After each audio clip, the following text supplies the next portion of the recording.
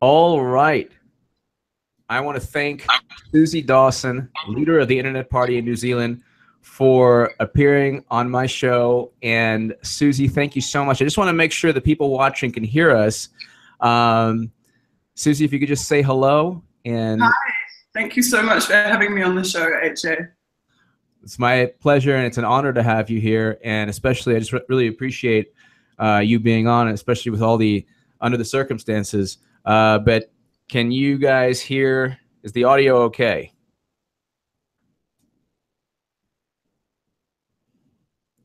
All right. I think we're good. Susie Dawson, it is a real pleasure to be speaking with you, and I just want to thank you for being on my show and for this interview. If I have a lot of people from different political affiliations, left, right, center, and I think everyone is very interested in the Internet Party, your leadership, and I guess if there's maybe one way to kind of introduce yourself and the Internet Party in New Zealand to people who really don't know much about it, what would you say? Well, the Internet Party is the future of politics, in my opinion. It is an opportunity for us to create something new and to update these tired old political systems that we've been saddled with. So our political systems they're archaic.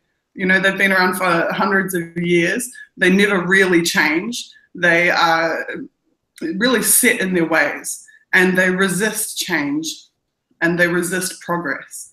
So the Internet Party is an effort to step outside of the two-party paradigm, to step away from the money and the power, and to make it about initiatives, new ideas, and to make it about the people.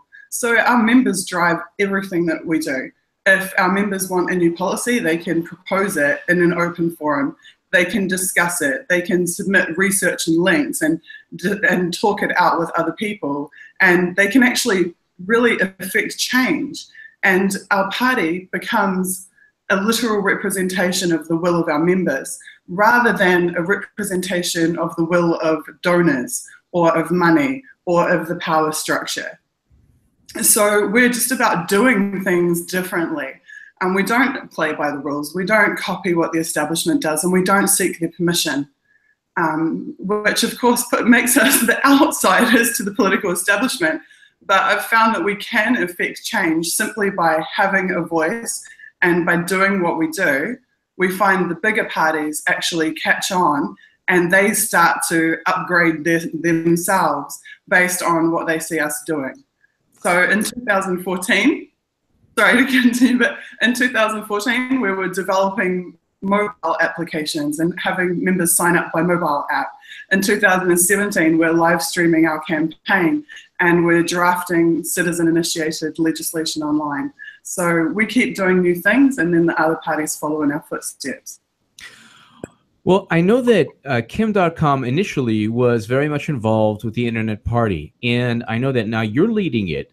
What role does Kim.com have in the New Zealand Internet Party at the moment? And in terms of the persecution he's facing, the NSA illegally spying on him, Bill English, New Zealand government spying on him. If you can elaborate on that persecution that Kim.com is facing currently, and maybe his former role in the Internet Party and how that has affected the Internet Party today. Kim.com is the party visionary. At the end of the day, it was his idea, and he created the party. And in that way, he's like, we're never ever going to, nor should we want to, separate ourselves from that fact. So the media, who love to be divisive and love to create conflicts in political parties, have been really pushing for us to try to denounce him or to separate ourselves from him. But I don't believe in that. I believe in solidarity, and especially solidarity with victims of the state and state spying. But Kim has been nothing but supportive to New Zealand activists, and he deserves respect for that. And it's true that he's not involved this year, that's purely because he has legal situation ongoing where he's actually now countersuing the government, and he didn't want to saddle our party or have any impact on our party from that legal situation. But I would have him back in a heartbeat because I think that he deserves our respect. In terms of spying, mass surveillance, intimidation from governments through the use of spying and surveillance, what do you think, just because it's relevant, it's in the news, and it's part of the Internet Party's history, could you elaborate on what Kim.com is going through right now? And also, could you explain, because I know that you've survived and have experienced a great deal of what Kim.com is going through. So can you elaborate on all the things that, a lot of the things that you've been through in terms of New Zealand, spying, mass surveillance, those issues? Sure. So Kim has had it worse than anyone in New Zealand. He has had 100 armed military guys descend upon his mansion with helicopters and attack dogs and God knows what else, terrify his then pregnant wife and his family, and temporarily incarcerate him. He has been through the ringer and back. And every step of the way, it's turned out that what has been done to him is completely illegal. So the premises under which they got the original warrants have been proven to not even exist in New Zealand law. There is no such thing as criminal copyright infringement in New Zealand. And that was the basis under which he was persecuted. So he has been in an epic fight for justice. And the more that he's dug deeper and deeper into how this happened to him and why he was persecuted, and it just moves higher and higher through the different levels of government. And now we're right to the doorstep of the White House. Chris Dodd from the MPAA, Obama and the whole Obama cabal were the drivers of this. And they were facilitated by a New Zealand government who was completely beholden to US power. And an active participant in the military-industrial complex. So they sold out our own citizen, our own resident, but also 88 other citizens have been illegally spied on by our spy agencies. They've sold those citizens out to the NSA, is what it comes down to. In terms of what you've experienced, could you, I guess, tell the viewers some of the, because I've read and I saw an interview of you where you experienced things that American citizens couldn't even imagine. What are some of those things that, that would shock most Americans? I think, sadly, that there is plenty of American citizens that not only can imagine it, but they go through it every single day. So if you are a change maker, if you are in tech and developing tech that threatens the state or the status quo, you'll know exactly the types of things that I've been through. And if you're an activist involved in a big movement, you'll know exactly what I've been through.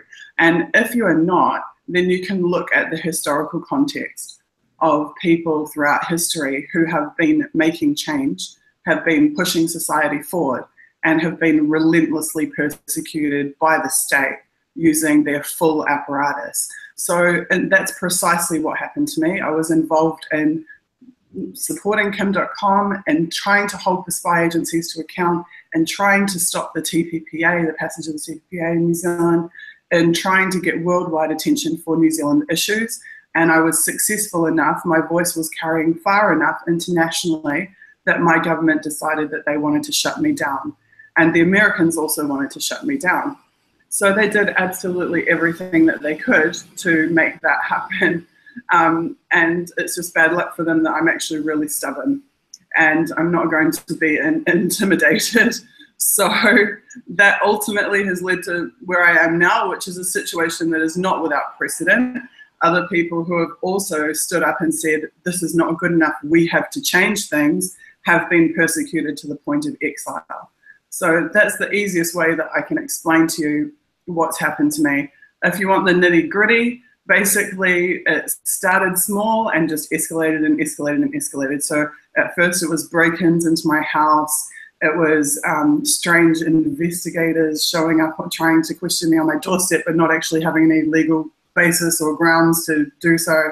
It was my car tires being slashed over and over again, my property being stolen, sabotaged, my relationships being sabotaged, me being persecuted in my community, at events. It just goes on and on and on. And in 2014, when I was covering the Moment of Truth and the lead up to that event, which was Snowden, Glenn Greenwald, Kim.com, and others, I was involved in that push to try to change the New Zealand government in 2014. And that is when things escalated and got really physical, and there was actual attempts on my life. So then there was threats to me that if I didn't get the hell out of the country, that I was not going to be around to keep fighting for change. So that's in the short version of how I've got to where I am now. Wow. Wow, that's very, very powerful. Everything you've been through is just unbelievable. In terms of the Internet Party, how can the Internet Party in New Zealand protect the next SUZIE Dawson in New Zealand, or ensure that people don't get persecuted like you did, like Kim.com is being persecuted right now? What are some concrete steps that the Internet Party can take in New Zealand, and can those steps be duplicated in the United States and other countries? I certainly hope so. I think that we need to expose the perpetrators. We need to talk openly about the fact that this is happening. We need to not allow them to just call us conspiracy theorists. We need to document and prove what they've been doing, which we have been extensively, and we need to speak openly and speak the truth about it. So Internet Party is 100% about truth.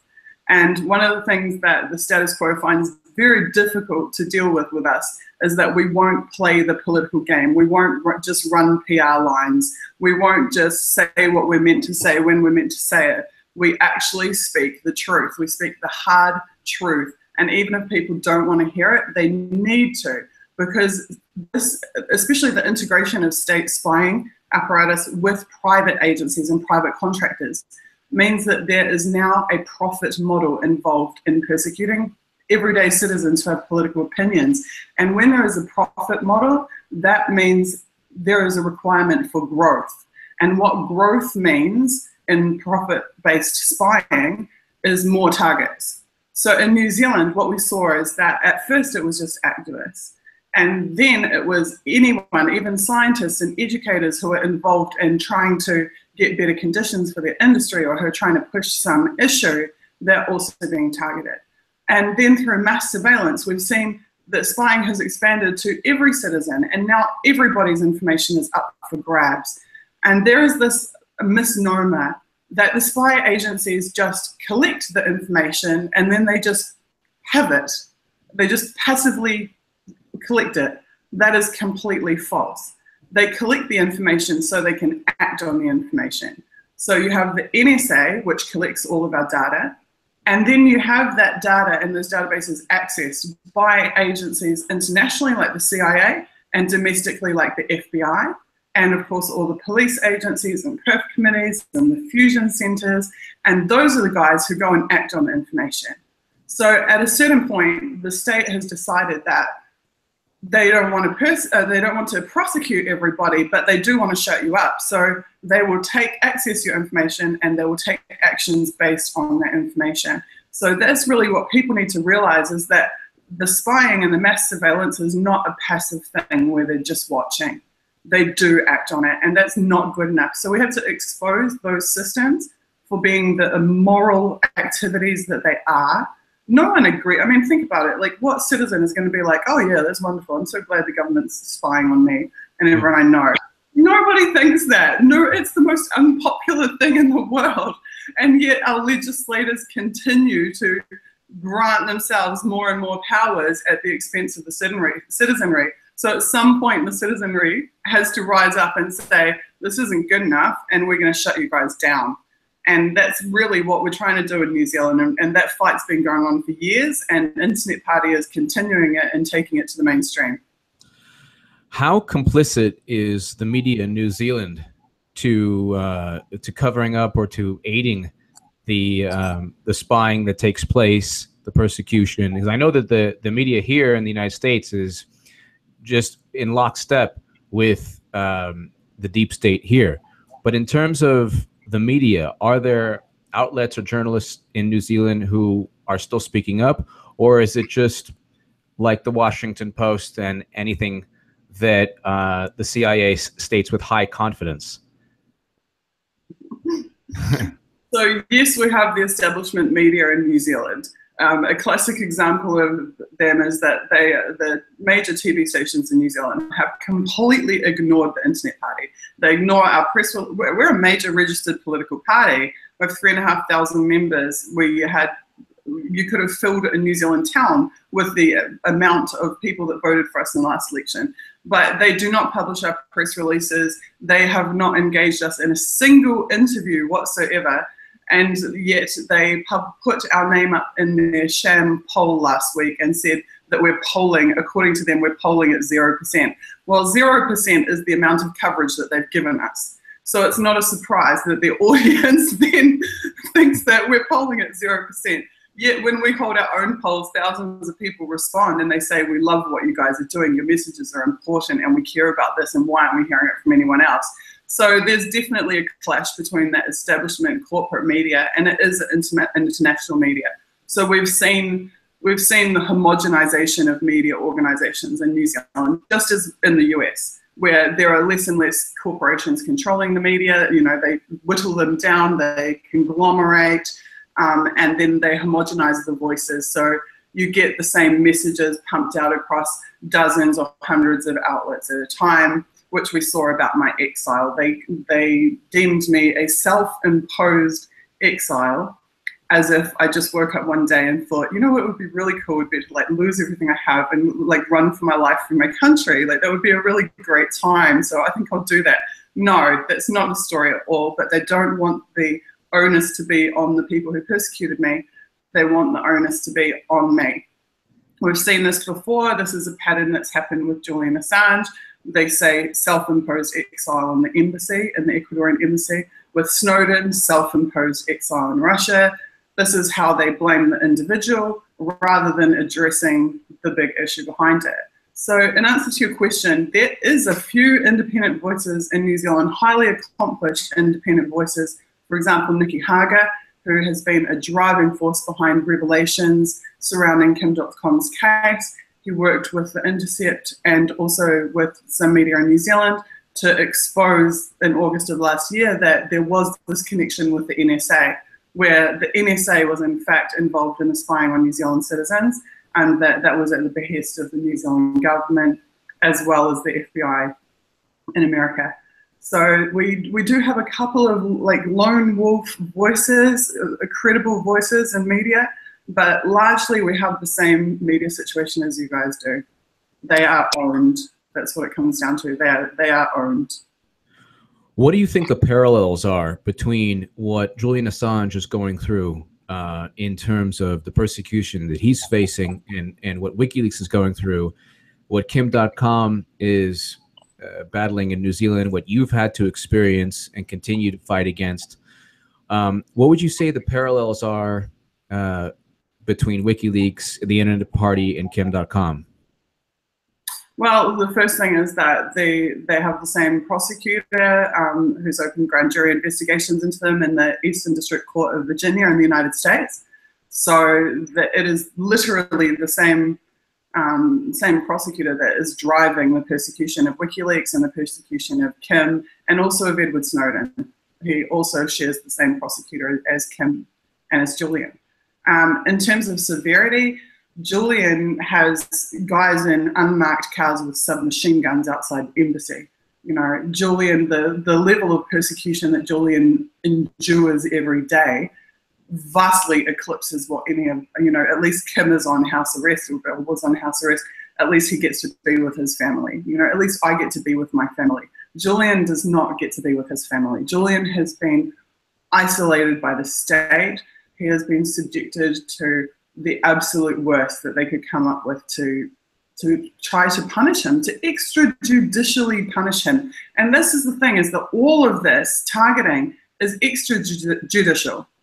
They may eventually try to charge you with something, but they persecute you long before they charge you with something. And they come at every single area and aspect of your life. and it's completely immoral. The idea that they can even reference any law. I mean, there is no law that says that you can destroy a person's entire life, every facet of it, because they have a different political opinion than you, or because they want different things or believe different things than you. In fact, we have the United Nations Declaration on Human Rights, the Covenant on Political Rights, that specifically, expressly prohibit exactly this kind of thing. So this, when we see what's happened to Julian and to Ed and to me and to many, many other people, what we're really seeing is the breakdown of the veneer of the law, because they are violating international law, they are abusing domestic law, they have completely destroyed the trust that they are empowered with by the citizenry. They have made the citizenry a commodity in terms of selling our data. I mean, these agencies actually sell our data to each other for millions of dollars, where the New Zealand government accepts money to ship the data of its own citizens to a foreign power. This is textbook treason that they're engaged in. Yet they'll tell you Julian can walk out of the embassy any day. Julian is choosing to be in the embassy. It's just complete fiction, you know? It's total fiction.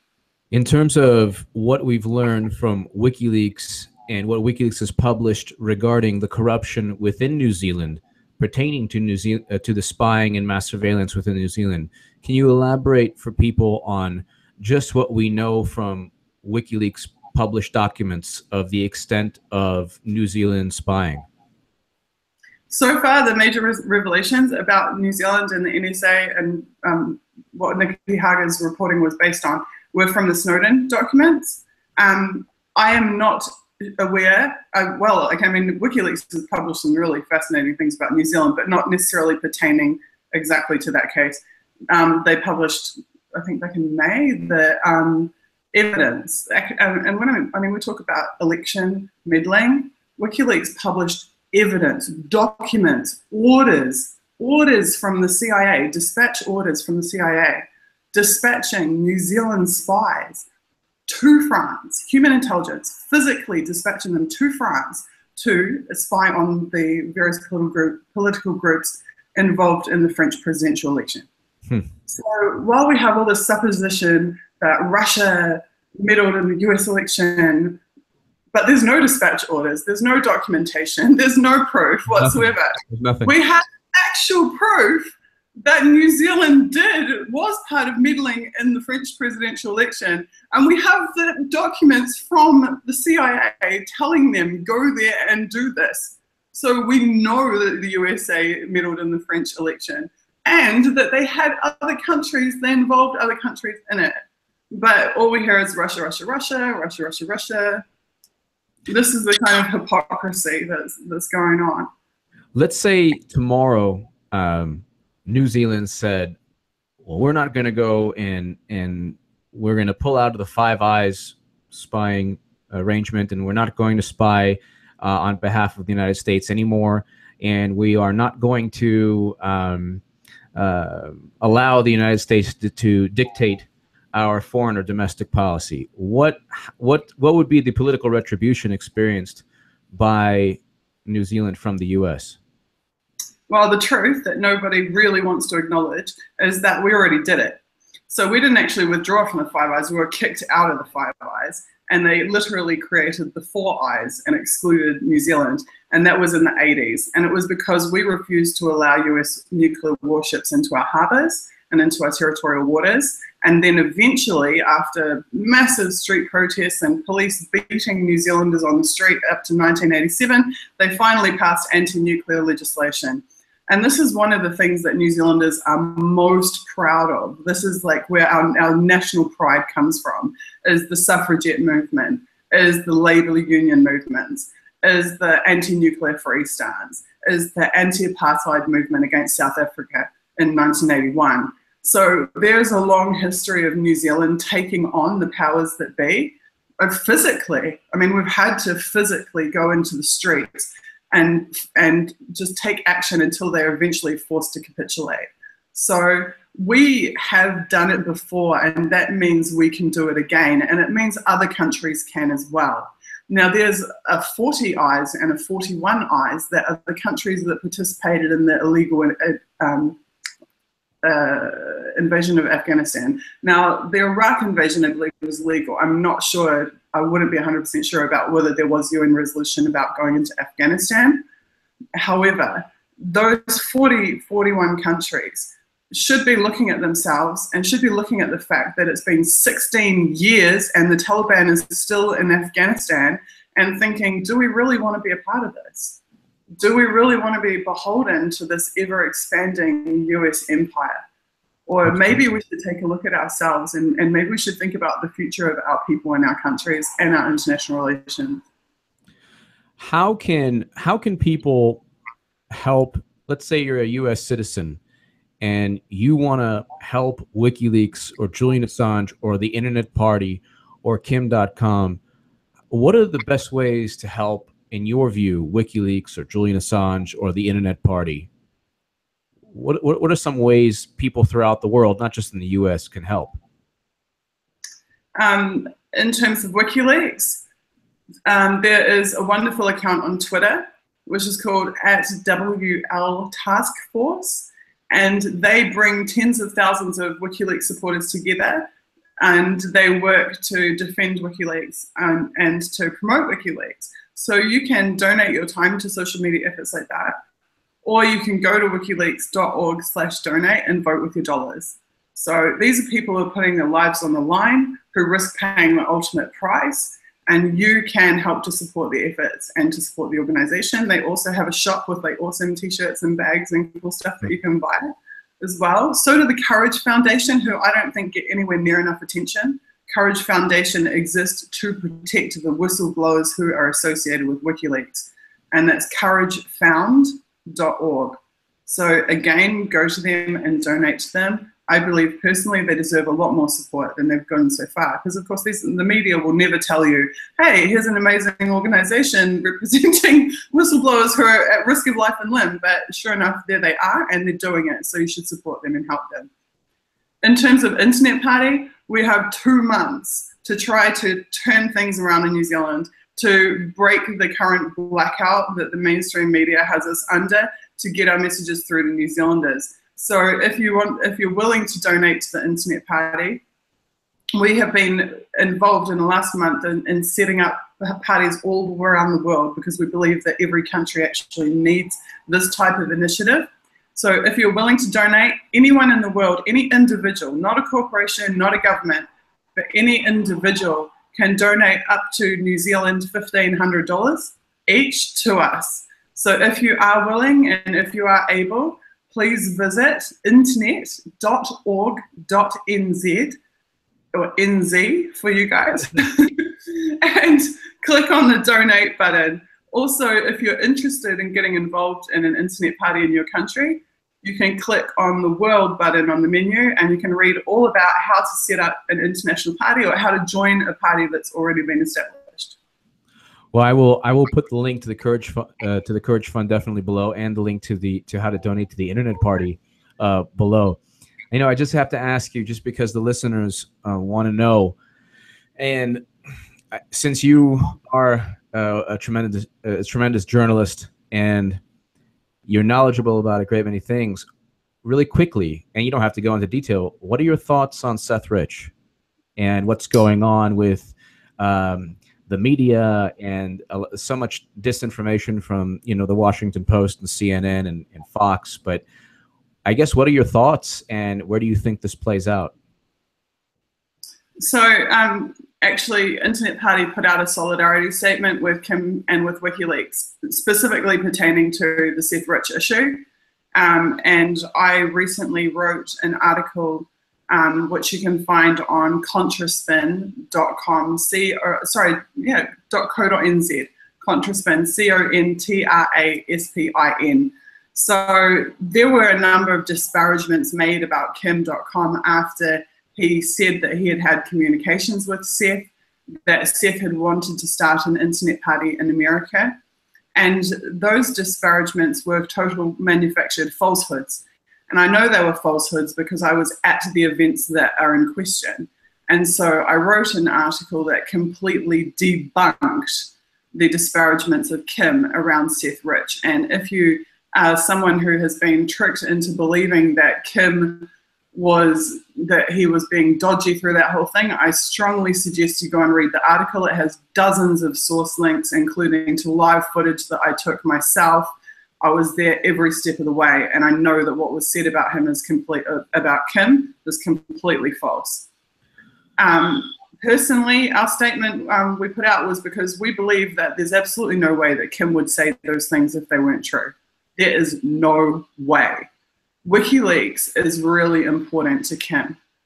Personally, he is a personal supporter of the ideology of WikiLeaks and what WikiLeaks does. There's absolutely no way that he would manufacture or lie about things of that nature or that scale. He would never. So that was why we put our solidarity statement out, to let people know that we believe WikiLeaks. We stand by what Julian and WikiLeaks have said, and we stand by what Kim says. And in terms of Kim.com, I was on RT.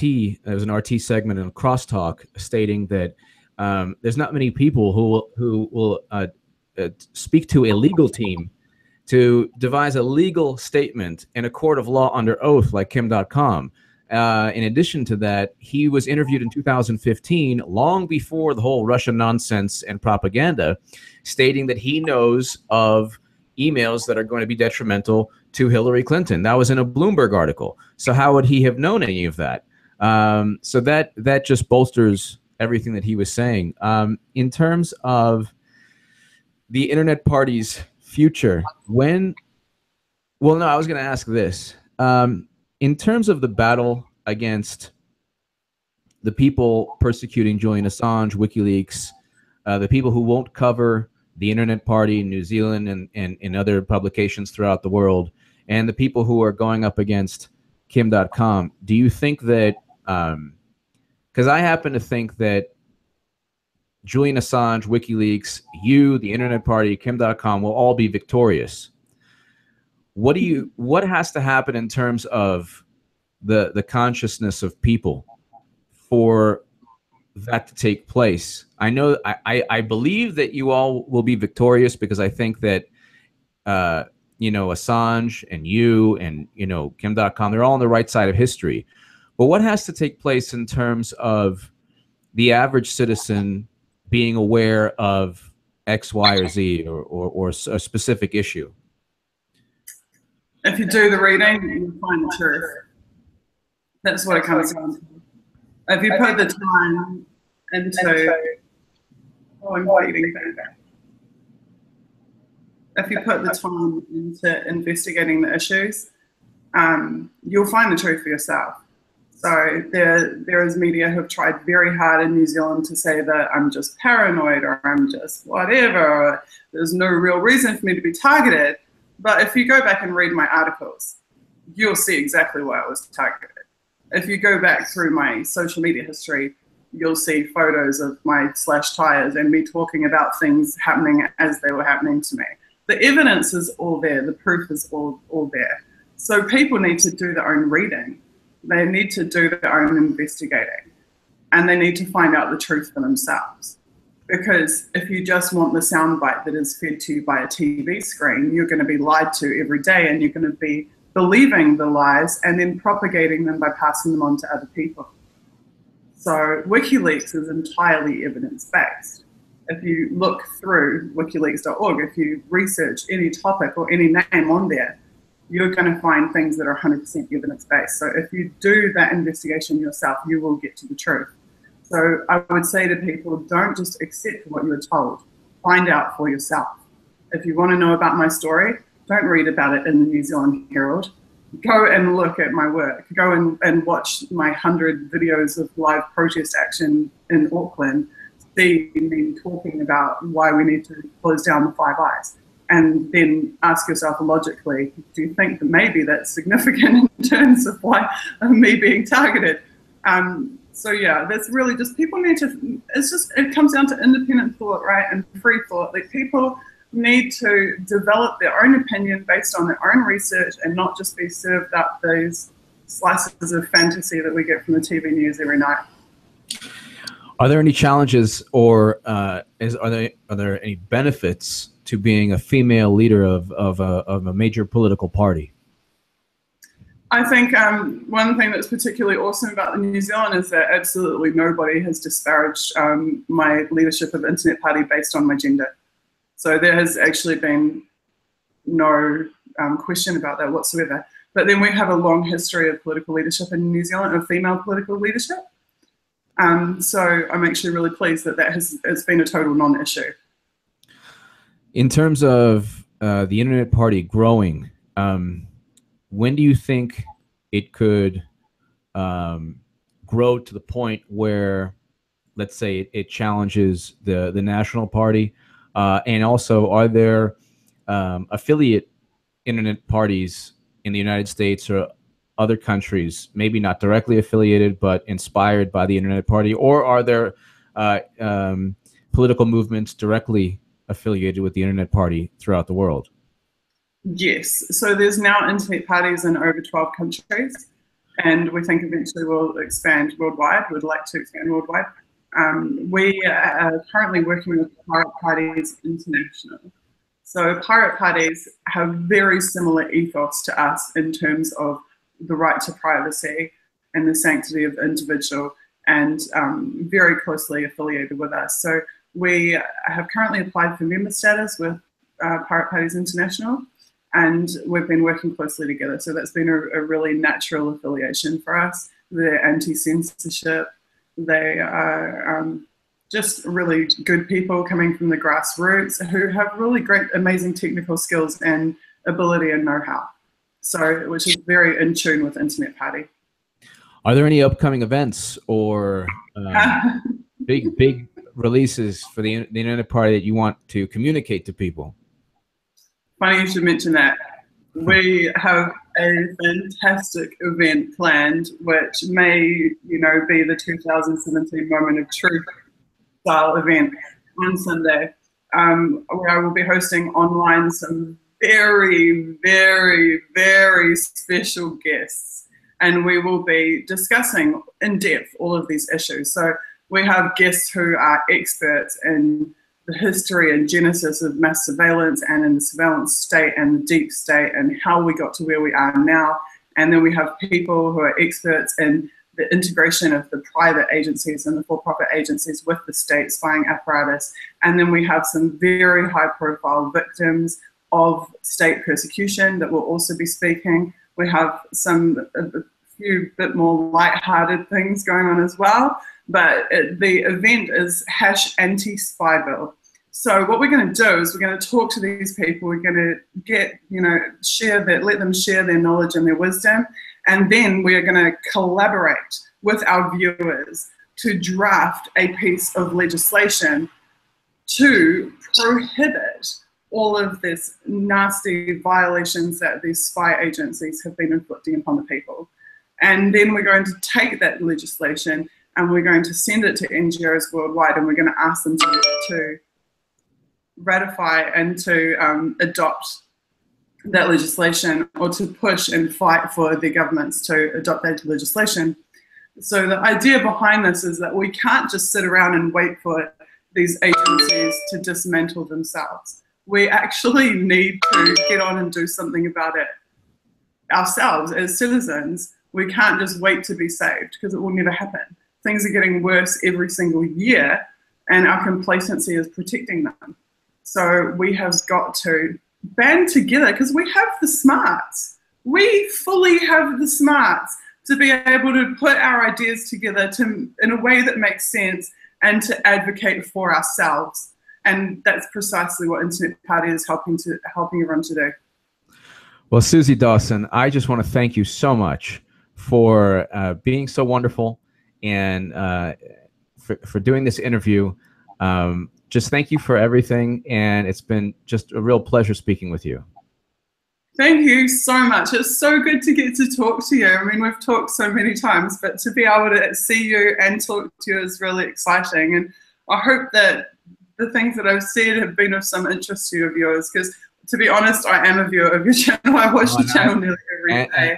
I appreciate your work greatly. You're absolutely wonderful, and I thank you so much. And I think this has been really just a fantastic interview, finding out so many things from you, and especially I think a lot of people have a lot more knowledge pertaining to the Internet Party and how wonderful it is. So thank you so much, Suzie. I really appreciate it.